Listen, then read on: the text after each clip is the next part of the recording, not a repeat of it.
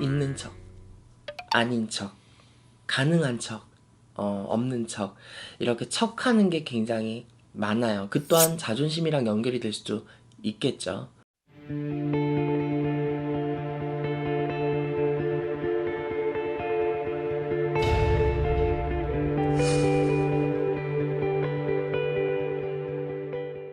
안녕하세요.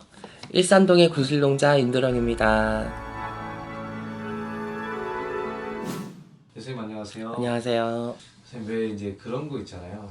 아무리 열심히 노력을 해도 뭔가 좀 풀리지가 않는 것 같고 내 삶은 왜 이렇게 나아지지 않을까 비관적으로 자꾸 되는 것 같고 이런 때 좀 어떻게 하면은 이 난관을 좀 돌파구를 좀 찾을 수 있을지. 너무나 힘들죠. 노력을 하더라도 늘 제자리 걸음이고 밑빠진 독에 물 붓기에 노력한 것만큼의 기대치나 성가치는 내가 걷어갈 수가 없고, 우선 내가 지금 이 어려운 상황에서 벗어나지 못하는 사람들의 특징을 보면요, 일단 정이 너무 많아요. 그렇기 때문에 배신과 상처와 인간의 치임을 굉장히 많이 당합니다. 그게 가족이 됐든 지인이 됐든 뭐 직장 상사가 됐든 부하가 됐든. 그 두 번째, 자존심이 너무 세요. 정말 보면 없는 사람들이 자존심이 더 세요. 왜 그런 말들이 있잖아요. 내가 먹고 죽자 해도 없고 더 이상 잃을 게 없는데 자존심마저 내려놓기는 싫다라는 아집을 부릴 때가 있어요. 그 두 번째가 바로 이 자존심이에요. 세 번째, 척하는 겁니다. 척하는 게 뭐냐? 있는 척, 아닌 척, 가능한 척, 없는 척, 이렇게 척하는 게 굉장히 많아요. 그 또한 자존심이랑 연결이 될 수도 있겠죠. 네 번째, 내 고질적인 성격의 문제예요. 게으른 것도 있을 거고, 한 곳에 내가 머무르거나 만족을 하지 못하는 경우도 굉장히 있을 거고, 사랑이 되면 금사빠가 될 거고, 일에 대해서는 굉장히 처음에는 으쌰으쌰 호기심하고 잘할 것처럼 얘기하지만 일주일 한 달을 버티지 못하고 또 그만두고, 이런 것들이 일단 여러분들이 일상생활에서 공통적으로 가지고 있는 부분 중에 하나예요.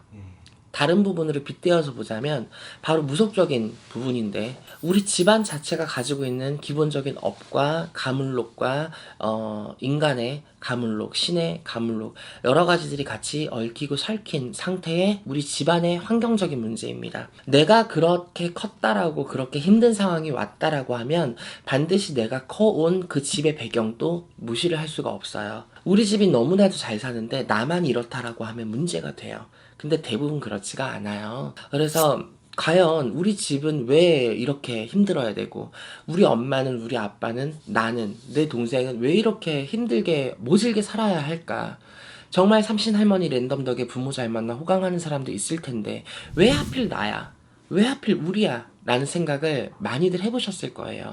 저 또한 그 생각을 굉장히 많이 했거든요. 윤도령이 여러분들이 조금 이 상황에서 트고 나갈 수 있는 방법과 조언을 좀 해드리자고 하면, 앞에 말씀드린 부분들을 다 배제를 시켜야 돼요.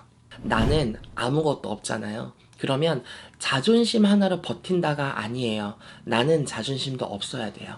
왜? 여러분들이 이렇게 생각해보세요. 윤두룡도 이름이 알려지고 나름대로 유명하다고 하면 많은 분들이 사랑해주시는 사람 중에 하나라고 생각을 합니다. 감사하게도. 근데 저 위에 더 유명하신 분들이 있어요. 쉽게 따져보면 이 말이에요.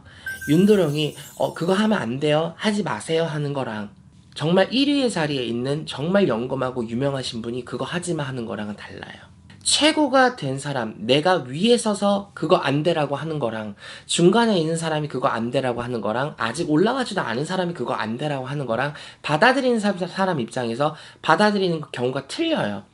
여러분들도 마찬가지예요. 지금은 내가 더 이상 잃을 게 없고 정말 밑바닥에서 기고 있을 정도로 힘들다고 생각을 하면 이 상태에선 다 버려야 됩니다. 친구가 됐든 가족이 됐든 정이 됐든, 내가 정말 힘들어 죽겠는데도 불구하고 내 고집은 못 꺾어, 내 자존심은 버리지 못해, 그러면 절대 올라갈 수가 없어요. 저 또한 다 버렸어요. 친구도 버렸고 가족도 버렸고 자존심도 버렸고 정말 다 버렸어요. 저 같은 경우는 욕심도 버렸고. 왜? 내가 욕심을 내고 자존심을 그토록 내세우고 고집을 부릴 대로 부려서 얻은 그 성과가 하루아침에 아무것도 아닌 게 돼버리니까, 내가 여지껏 냈던 그 수많은 내 고질적인 성격 또한 아무것도 아닌 게 되더란 말이에요.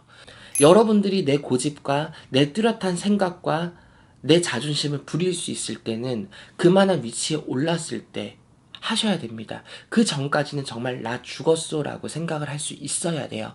그 정도의 깡과 자신감은 있어야 됩니다.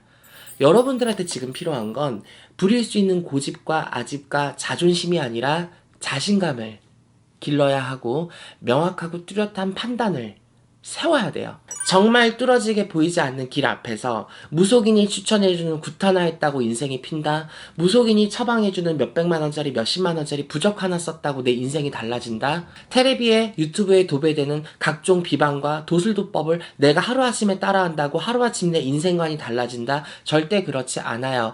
물론 여러분들께 다 도움이 되라고 설명을 해드리는 거겠지만 가장 첫 번째 내 인생의 가치관과 내 생활 자체의 패턴이 바뀌지가 않다면 아무리 좋은 비방과 도술도법도 무용지물이 될 거라고 생각을 합니다.